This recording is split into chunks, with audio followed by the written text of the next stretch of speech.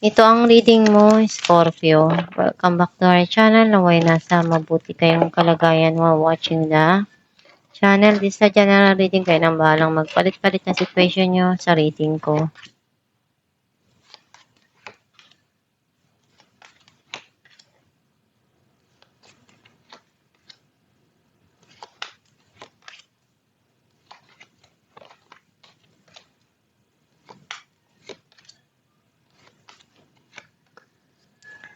At the bottom of the deck, 8 of Cups. I feel like ang nasisense ko na energy mo, nakita ko na may mga bagay ka nang gusto mong iwanan sa nakaraan. At mas gusto mong bigyan ng attention kung ano yung dumarating sa buhay mo ngayon.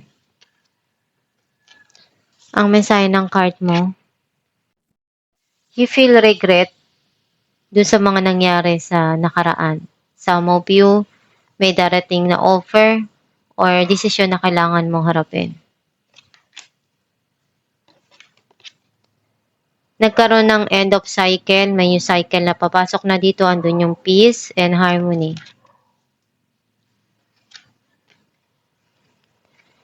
May mga gumugulo sa isipan mo. Tinatry mong ialis yung sarili mo doon, pero nahihirapan ka kasi feeling mo andun ka sa isang sitwasyon na natatrap ka. May new journey na darating dito para sa'yo.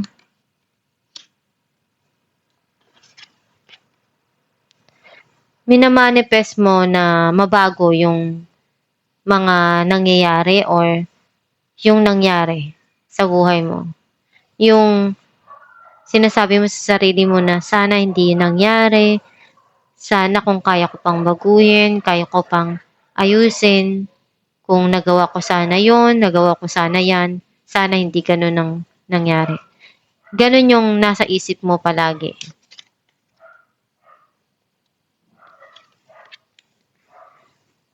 May nagtapos na sitwasyon sa buhay mo dahil hindi nagkasundo. Ngayon may darating na pagsisimula para sa'yo.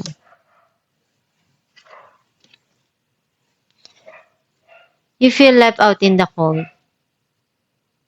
You feel like merong nang iwan sa'yo, hindi nagsabi bakit gano'n nangyari yun. Or sometimes feeling mo gusto mo sabihin yung nararamdaman mo pero wala kang masabihan. Feeling mo walang makikinig sa'yo, hindi ka nila maiintindihan. Some of you nabibitin sa panggastos. Meron ditong fertility or ngayon nare-realize mo lahat na kailangan palang bigyan din ng panahon yung sarili to grow, to care. Hindi lang palaging iba yung binibigyan mo ng attention. Siyempre, kailangan din bigyan yung sarili mo ng panahon kung ano yung mga gusto mo.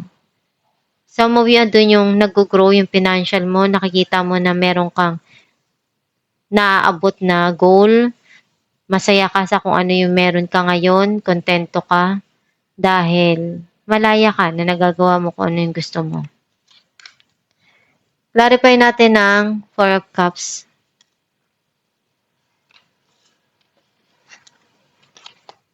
Four of Wands and 4 of Wands. Andun yung happiness. Meron ditong pagkikita and celebration. Clarify natin ang 8 of Swords. 9 of Swords and 2 of Cups. May mga bagay na nagpapalungkot pa rin sa'yo. You feel stress. Pero kung ano yung pagkukulang doon, ikaw na yung nagbibigay at nagpupuno. Ngayon nakita mo na kailangan ding bigyan ng pagmamahal yung sarili. Clarify natin ang the world. Some of you yung nagpapagulo at nagpapalungkot sa'yo ay yung pagmamahal or isang relasyon. Ace of Pentacles and the Tower. May blessing na darating na pinaghirapan mo. Some of you, you want to share kung ano yung meron ka. or may darating dito na magpapabago ng buhay mo. Clarify natin ang Five of Pentacles.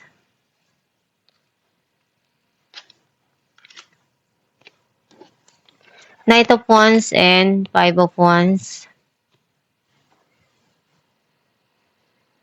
Yung tao na to pabalik-balik sa buhay mo eh. Nilalaro ka lang. And nag-struggle ka doon ng sobra-sobra. Hindi kayo palagi nagkakasundo. Aalis, babalik, aalis, babalik. Ganon yung nangyayari. Clarify natin ang Wheel of Fortune. Ten of Swords and King of Wands. Na-burn out ka na, napagod ka na. Kaya nagkaroon na ng end na talaga yung situation. Ayaw mo na. Ngayon, mas gusto mong bigyan ng panahon yung sarili mo. Kung ano yung mga pangarap mo, yun yung bibigyan mo ng focus. Kasi gusto mo nang tapusin yun. Kung ano yung mga nangyari doon, nag-end na yung cycle na yun. May new cycle na papasok dito, which is kung ano yung passion mo, doon ka magpo-focus. Some of you, may tao sa buhay mo na gagawin niya lahat ng makakaya niya para ipakita yung affection towards you. And alam niyang nag-end na yung situation. Pero pinag-iisipan niyang mabuti kung ano yung gagawin niya. Clarify natin ang The Fool. Seven of Cups and Ace of Swords. Marami kang opportunity na natatanggap or dumarating sa buhay mo. And may mga ideas na naida-download sa isipan mo or naiisip mo na makakatulong sa'yo para dun sa bagong pagsisimula or journey mo na tatahakin. Clarify natin ang The Tower.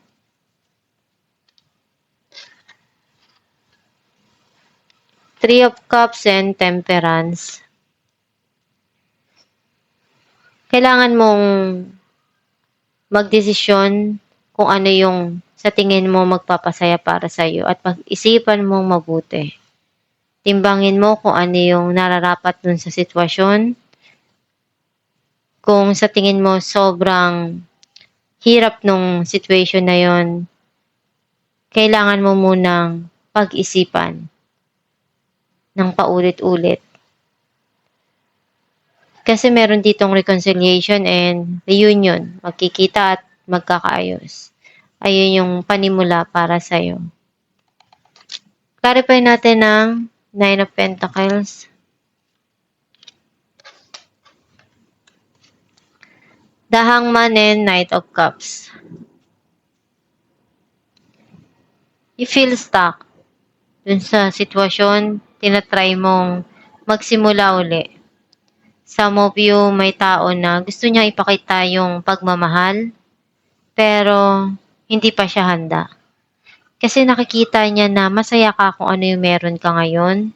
Nakikita niya na independent ka. At kung ano yung nangyayari sa buhay mo, nakikita niya na na-achieve mo kung ano yung gusto mo. And natatakot siya doon.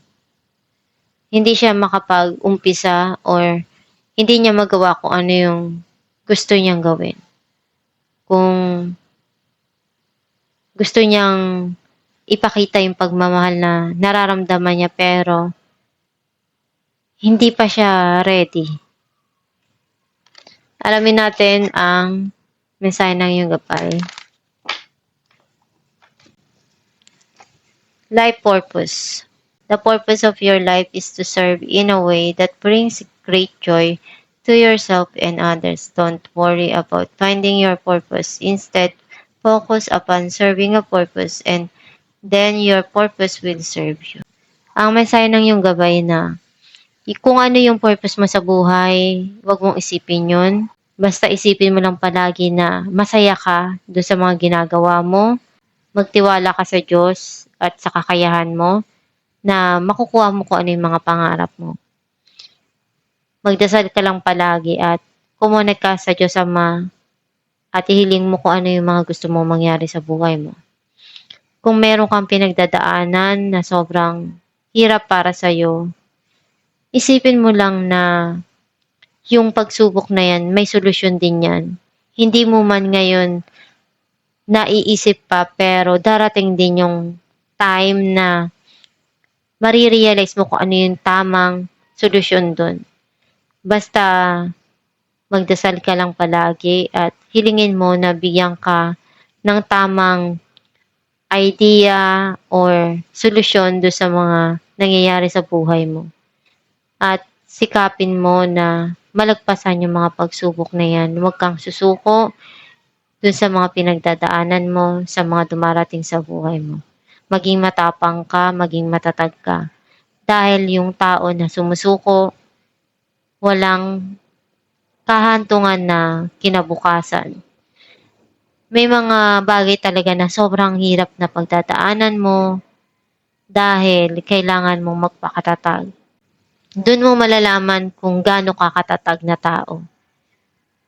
And kung ano yung mga nangyari ngayon, lahat yan lilipas din. Maging positibo ka lang na malalagpasan mo lahat ng pagsubok na yan. At itong yung reading, Scorpio, kung nakaresonate ka, kindly comment down below. Thank you for watching.